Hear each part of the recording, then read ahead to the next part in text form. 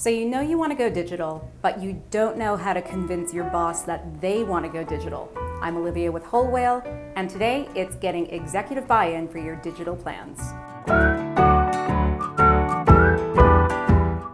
We all know that digital is important, but with so many tips floating out there on the internet, even just on wholewhale.com alone, you are visiting wholewhale.com/tips, right? Even on our website, we have so many tips, it can be daunting to know where to start. Staff capacity is often at a premium, even if you have a large organization where people have plenty of time on their hands. By the way, if you do, I want to know which organization that is. It can be harder to turn the bigger ships around. So how do we get from knowing where we want to be to actually getting there? Now, if you think you're the only organization struggling with this, don't worry, you're not. A 2014 IBM study showed that 88% of respondents said that leveraging their technological and digital capacity was going to be the biggest challenge for them in the next 5 years. And 74% of those respondents said that they didn't feel that they were ready to keep up with the increasing pace of technological changes. Our solution for this is to use what we call the VPP model. Set your vision, cultivate your participants, and build your prototypes. Step one is vision. This is pretty simple. What is the vision for your organization? What are the long-term goals? And how can every piece of digital that you use, whether it's your website, your social media, your CRM, how can all of these components help you get closer to your goals?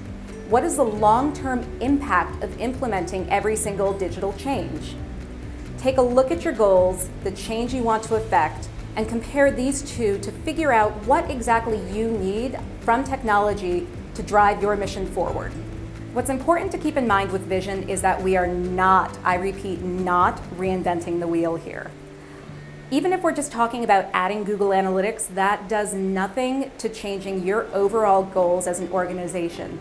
In fact, learning more about the impact of your digital strategy is actually in the long term going to save you time and money and help you get closer to the change that you want to affect, whether it's online or offline. For example, with Power Poetry, which is the largest online database of teen poets, we learned that through their Google Analytics, people were accessing their website using searches like how to write an ode poem. If you want to get teens to post poetry to a website, you probably should also teach them how to write that poetry, right? Because of this, we tailored a number of articles on their site teaching teens how to write different forms of poetry, ode poems, love poems, haiku.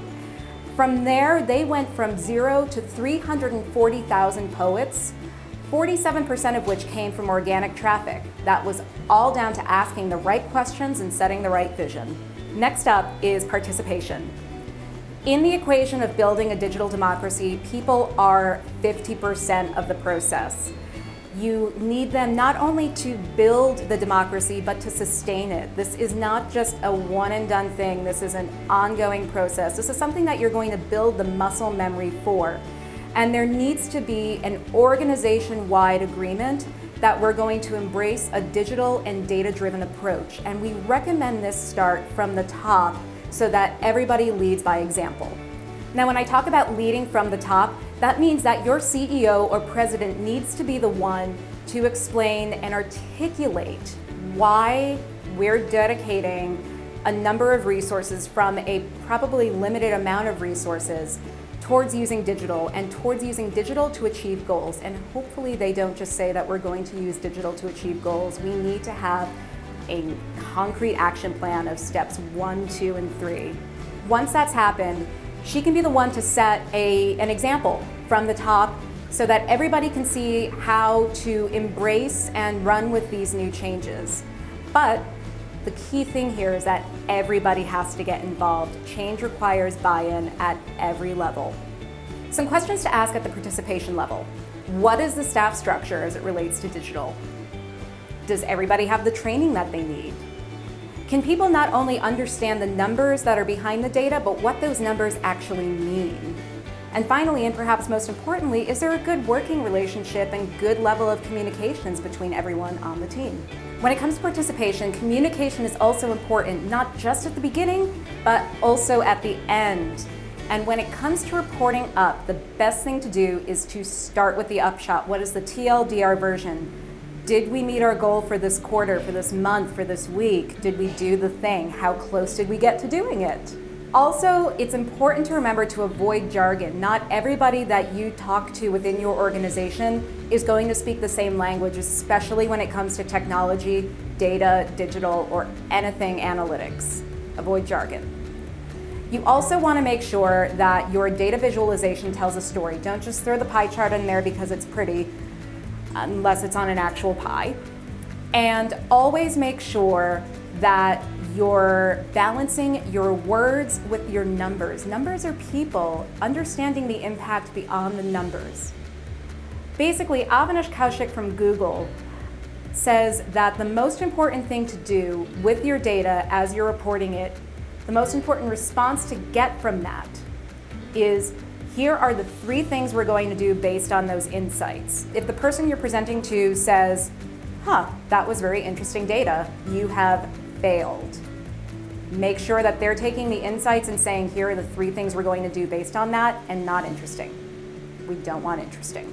Now, of course, this all has to be part of a daily diet, not just a one and done thing, as I said before. If you're going to run the marathon, you're not just going to get up one day, go out, run 26 miles, come back, and let that be it.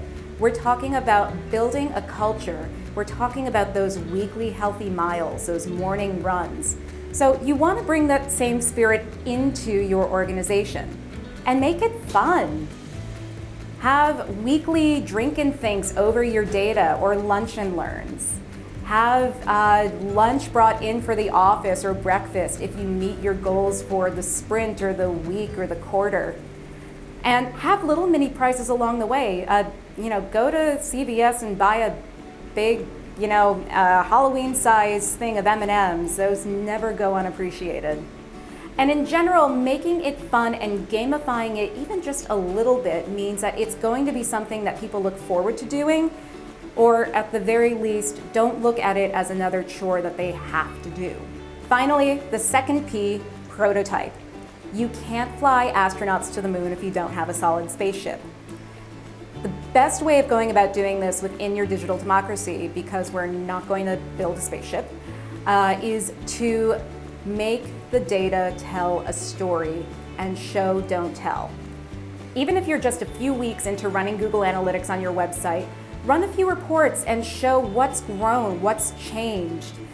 Once people can see that the work that they're doing actually has an end purpose, once they can see the fruition of that work, the results become much more tangible and people become much more attached to making those results happen again and again.